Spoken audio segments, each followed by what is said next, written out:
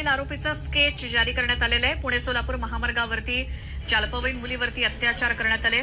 चहा पिण्यासाठी टपरीवरती थांबलेल्या प्रवाशांची लूटमार करण्यात आली। त्या आरोपीचं स्केच जारी झालेलं आहे।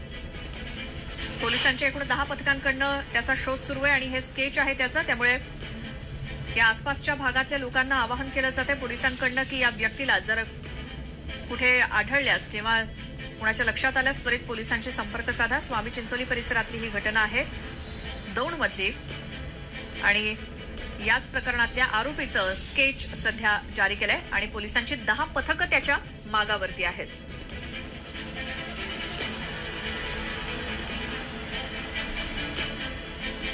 दौंड बलात्कार प्रकरणामध्ये पोलिसांची 10 पथकं शोध घेत आहेत। या नराधमाचं स्केच आता जारी करण्यात आलेलं आहे। न्यूज 18 लोकमत वरती आम्ही मुद्दाम हे स्केच दाखवतोय कारण जर त्या भागात किंवा आसपास कुणाला ही व्यक्ती आढळली दिसली तर लगेच पोलिसांना संपर्क साधा।